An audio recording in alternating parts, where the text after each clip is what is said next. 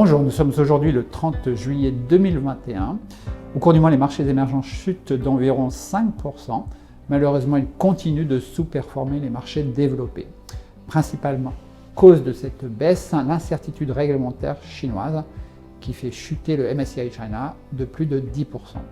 Ailleurs, le mois était plutôt calme avec l'Inde qui continue de monter, plus 1% sur le mois, tout comme le Mexique qui s'inscrit en hausse de 15% depuis le début de l'année. Dans cet environnement, comment se comportent les trois fonds GEMway?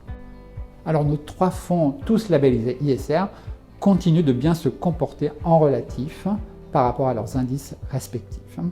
Tous les trois surperforment depuis le début de l'année. Sur le mois, GEM Equity est néanmoins d'un peu moins de 5%, GEM Asia d'un peu moins de 6% et GEM China d'environ 10%. Notre sous-pondération chinoise, notamment sur l'Internet, nous aide légèrement sur le mois et permet d'effacer l'impact négatif de la forte baisse du secteur de l'éducation.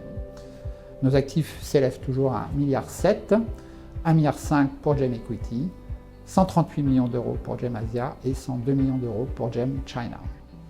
La Chine déçoit ce mois-ci. Quelle est votre lecture des derniers événements? Alors, comme nous l'avons écrit il y a quelques jours dans le Flash Marché, le durcissement réglementaire chinois est plus fort qu'anticipé.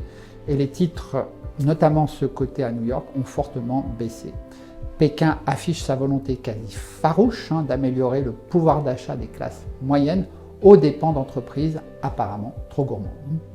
Si certains secteurs comme l'éducation nous paraissent désormais ininvestissables, l'incertitude ambiante fait apparaître des opportunités, notamment sur les leaders comme NIO dans la voiture électrique ou Tencent dans les médias.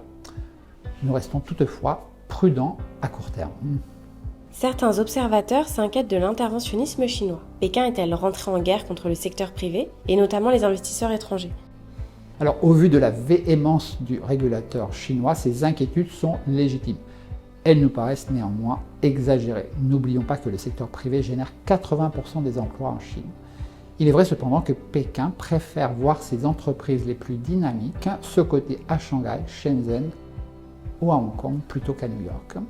Ces places boursières sont de reste très actives en termes d'IPO cette année. Les investisseurs étrangers y sont les bienvenus et ils sont traités comme les locaux. Cela prouve bien que Pékin continue de respecter l'actionnariat minoritaire. Depuis un an, vous n'avez pas voyagé. Comment se passent vos contacts avec les entreprises émergentes? Alors depuis le premier confinement, nous avons réalisé 412 entretiens téléphoniques ou vidéo avec des entreprises émergentes et notre analyse chinoise vient de passer 2 mois en Chine. Cette proximité reste la clé de notre surperformance qui s'établit depuis création de GEM Equity à près de 70%, soit un alpha annualisé de 4,1% en euros. Nous vous remercions de votre fidélité et vous souhaitons un très bon mois d'août. Merci.